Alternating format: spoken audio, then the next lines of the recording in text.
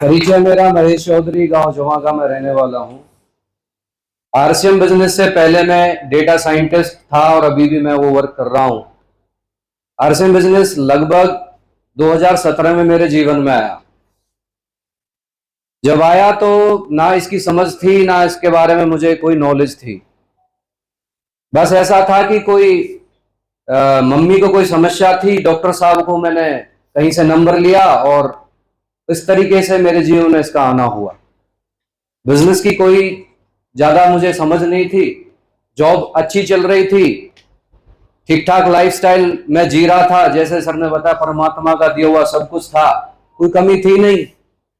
लेकिन कुछ चीजें ऐसी होती हैं, हमारे हाथ में नहीं होता, उस परमात्मा के हाथ में होता है। वो कब आपके लिए क्या प्लानिंग करके बैठा है आपको नहीं पता। जीवन में आना इस बिजनेस का, इस घटना का घटना उस परमात्मा की प्लानिंग थी। कुछ समय मैं अपना गाय का एक प्रोजेक्ट रन कर रहा था, क्योंकि राजीव भाई को कितने लोग जानते हैं? राजीव दीक्षित जी एक बहुत बड़े जनक, बहुत बड़े अवतार इस देश में हुए।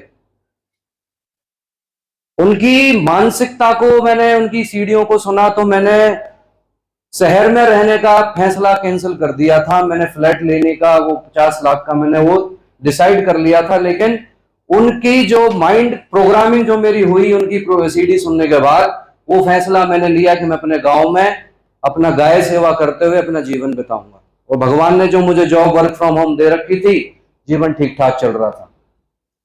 फिर मैं कह रहा हूं, उस परमात्मा की प्लानिंग के आगे हमारी कुछ नहीं चलती। ये बिजनेस जीवन में आया और हुआ क्या, मुझे डॉक्टर साहब भीलवाड़ा राजस्थान लेके गए।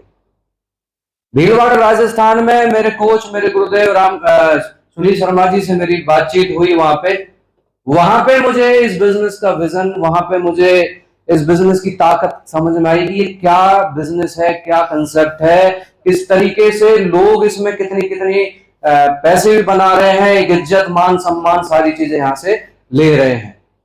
मुझे पैसा अट्रैक्ट नहीं करता, सही बताऊं ईमानदारी से। मुझे एक चीज अट्रैक्ट करती है कि मैं अपने जीवन में लोगों को क्या दे सकता हूं, मेरी वजह से कितने लोगों के जीवन में कुछ खुशहाली आ सकती है। वो सोच के साथ मैंने सारसिम बिजनेस को किया, क्योंकि मुझे यहां पे क्लियरिटी आई। आदमी अगर भगवान को प्राप्त करना चाहता है तो 3 रास्ते हैं उसके पास। पहला रास्ता है भजन करे, बहुत बढ़िया ढंग से नाम जप करे और उस भगवान की प्राप्ति कर सकता है वो।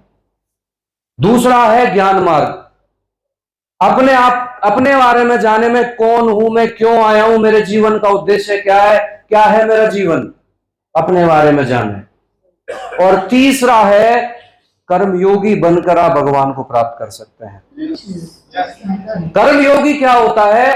दूसरों को सुख पहुंचाने की भावना से किया गया कार्य कर्मयोग कहलाता है। आपकी वजह से घरों में खुशहाली आए, आपकी वजह से घरों में पैसा आए, समृद्धि आए, वो जो दुआएं मिलेंगी, वो जो आपको, आप उनके जीवन में कंट्रीब्यूट कर पाते हैं, चाहे वो आप अपने शब्दों से कर पाए, चाहे आप उनको मोटिवेट कर पाए, वो आपकी सही मायनों में वो भगवत प्राप्ति करवा देगा। तो ये रास्ता मैंने चुना, क्योंकि गुरुदेव ने मुझे बताया था, महेश जी यहाँ झूठ नहीं बोला जाता। यहाँ कोई बहनों को बहन बोल के आप उनको इज्जत सम्मान दे सकते हैं। यहाँ के एथिक्स को आप पालन करके वो सारी चीजें जो आप सोच रहे हो वो यहां से आ सकती हैं। पैसा तो एक बाई प्रोडक्ट आपके पीछे भाग के आएगा। पैसा परछाई होता है, कुछ नहीं होता। हम लोग आगे पैसा है, परछाई क्या है? पीछे है। यानी कि हम उसको आगे मान के भाग रहे हैं, पैसा तो पीछे अपने आप आएगा। परछाई है पैसा। आप सही तरीके से काम करिए, सही सिस्टम से काम करिए, पैसा अपने आप आ जाएगा आपके पास। सिस्टम है और वो सिस्टम मैंने फॉलो किया, जर्नी स्टार्ट रही और आगे मैं अब शाम के सामने खड़ा हूं as a star pearl achiever. और ये मेरा कुछ कंट्रीब्यूशन नहीं है, सारा देन मेरे कोच और मेरी टीम की वजह से, बहुत शानदार लीडर्स मेरी टीम के अंदर हैं, उनके कंट्रीब्यूशन से मैं यहां तक पहुंचा हूं। मैं एक माध्यम बना कुछ लोगों के जीवन में जो आज आगे बढ़ पा रहे हैं, और ये जर्नी ऐसी चलती रहेगी। अब बात आती है, सर ने बोला कि यूथ को ये बिजनेस क्यों करना चाहिए। चलो, मेरा रीजन ये था कि सब कुछ था, लेकिन मैंने क्यों किया। यूथ बहुत आज की डेट में बताऊं, जिस तरीके का पापाचरण इस देश में बढ़ रहा है, जिस तरीके की लोगों को ना मानसिक लेवल पे बच्चों को मैं देख रहा हूं इतने पाप हो रहे हैं, उनको सोच देना, उनको वास्तव में अगर रियल मायनों में ना अपने बच्चों को आप बचाना चाहते हो ना, रियल मायने में बता रहा हूं मैं, जैसी आज की डेट में समय आ चुका है ना, मतलब इतना बुरा हाल है। आप आरसीएम बिजनेस इसलिए भी करो कि आपके संस्कार आपके बच्चे में जाए। संस्कार बहुत बड़ी ताकत होती है, क्योंकि यहां पे हर चीज संस्कार के साथ सिखाई जाती है। यहां पे अदब से बोलना, जी लगा के बोलना, यहां पे आपको यह भी बताया जाता है कि बहनों को बहन कह के अपने बड़ों से कैसे बात की जाती है। वो सारी चीजें यार, एक चीज बताओ, स्कूलों में सिखाई जा रही है क्या? बच्चों को क्या सिखाया जा रहा है? जॉब पाओ और जॉब है नहीं, क्या सिखाया जा रहा है? और यहाँ क्या बिल्ड किया जा रहा है? आपका माइंडसेट। माइंडसेट की मैंने बताया ना शुरुआत में, आपका माइंडसेट, बिजनेस माइंडसेट जब तक नहीं होगा, आप अपने बच्चों को क्या ट्रांसफर करोगे? खुद को तो तैयार करो, जभी तो बच्चों में वो संस्कार जाएंगे कि बिजनेस करना जरूरी है, बिजनेस की पावर क्या है। अभी 7 तारीख को प्रोग्राम में अपने दोनों बच्चों को लेके जा रहा हूं मैं। उसका रीजन है सिंपल, हम बात कर रहे हैं बिजनेस बिजनेस और बच्चों को हम नौकरी के लिए तैयार कर रहे हैं, क्या मतलब है यार? माइंडसेट आपका बहुत बड़ा पावर होता है, जो आपको आगे पहुंचाने में, आपके जीवन में आगे बढ़ाने में बहुत बड़ा रोल प्ले करता है। yes. अगर आपका माइंडसेट अभी भी वही नौकरी वाला, वही दुकान वाला और वही खेती वाला रहेगा तो सर बात बनने वाली नहीं है। ये ट्रेनिंग्स जो होती है ना साथियों, अगर मैं यहाँ खड़ा हूं ना, इन ट्रेनिंग्स की वजह से हूं मैं। मेरे पास मेरी जो नौकरी का तजुर्बा था, मुझे बिजनेस का कोई तजुर्बा नहीं था। आप रियल मायनों में इन ट्रेनिंग्स को मिस मत करो। रियल मायनों में बता रहा हूं, जो आपके बच्चे हैं अगर वो 18 साल के ऊपर हो चुके हैं, उन्हें धीरे धीरे सेमिनार में, ट्रेनिंग्स में उनको इन्वॉल्व करना शुरू करो।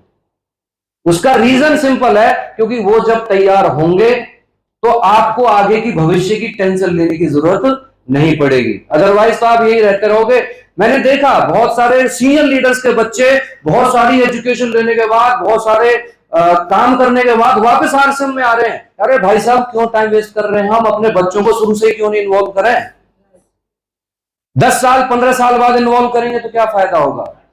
टाइम बहुत कीमती चीज होती है साथियों, टाइम की वैल्यू हमें समझनी पड़ेगी। सही समय पे सही काम करना बहुत बड़ी जरूरत है आज की डेट में। और मैं आपको बताऊं सर, संतोष नायर की वो लाइन मेरे दिमाग में गूंजती रहती है। उन्होंने एक चीज बताई थी, इस बिजनेस में नहीं, दुनिया के किसी भी क्षेत्र में डिसिप्लिन बहुत बड़ा काम करता है। और डिसिप्लिन की उन्होंने परिभाषा सिंपल दी थी, कामयाब और नाकामयाब लोगों में एक ही अंतर बताया था। वो उन्होंने दुनिया भर की रिसर्च करने के बाद वो लाइन मैं आपको बता रहा हूं, क्योंकि रिसेंटली मुझे वो सीडी दोबारा सुनने का मौका मिला, आग ही आग। उस आग ही आग सीडी में उन्होंने एक बात बताई थी, जितने भी सक्सेसफुल लोगों को मैंने स्टडी करा, उन सबको जानने के बाद एक फॉर्मूला मुझे सामने आया, और उस फॉर्मूले का नाम है जरूरी काम सही समय पे करना, चाहे आपको पसंद हो या ना हो। अमीर और गरीब में यही अंतर है। वो लोग वो काम नहीं करते, चाहे उनको उनको वही काम करते जो उनको अच्छा लगता है। और अमीर की परिभाषा ये कहती है, आपको वो काम करना पड़ेगा जो आपको अच्छा नहीं लगता है। आपको अच्छा नहीं लगता कि आप घर से बाहर निकल के लोगों से मिलें, आपको अच्छा नहीं लगता आप लोगों से मिलते और आपका वो मजाक बना देते हैं। भाई साहब, अमीर लोगों ने ये सब सहा है। अभी आपने कितने लोगों जानते हैं, जेफ बेजोस नाम सुना आपने? अमेज़न का मालिक जेफ बेजोस की मैं अभी जीवनी पढ़ रहा था, उसमें उन्होंने बताया सर कि 9 साल उस व्यक्ति ने वेट किया। अमेज़न ऐसे नहीं खड़ा हुआ, उसने जो 9 साल जो स्ट्रगल किया, जो 9 साल लोगों ने उसके साथ क्या नहीं किया होगा। उसने नहीं बोला होगा यार तू क्या है बेकार की, तू अपना कहां लग गया है। ऐसे नहीं बनता सर अमीर आदमी, कोई ऐसे नहीं बनता कोई व्यक्ति सक्सेसफुल। उसके पीछे उसकी जो जर्नी होती है ना, उस दौरान जो वो लोगों को झेलता है, वो जो और इवन अपनी जेब से पैसा लगाया उसने, कितना पैसा लगाया। और आज पता है कितने करोड़ टर्नओवर है उसकी? 40 लाख करोड़ टर्नओवर का वो मालिक है। क्यों? उसने वो शुरुआती दौर में वो सारे चैलेंजेस फेस किए। हमारे साथ भी आएंगे साथियों। तो मैं ज्यादा समय नहीं लूंगा क्योंकि बातें चलती जाती हैं। मैं बस इतना कहता हूं, ईमानदारी से ना, धैर्य के साथ, ऊपर नीचे होता रहेगा सारी चीजें, ये बिजनेस है, इसमें उठापटक रहेगी। आप खड़े रहना, आप खड़े रहना, चलते रहना। आप हमेशा उस भगवान को याद करते हुए सही काम आप कर रहे हो, ये विश्वास के साथ चलते रहना। आपकी तरक्की 100% निश्चित है।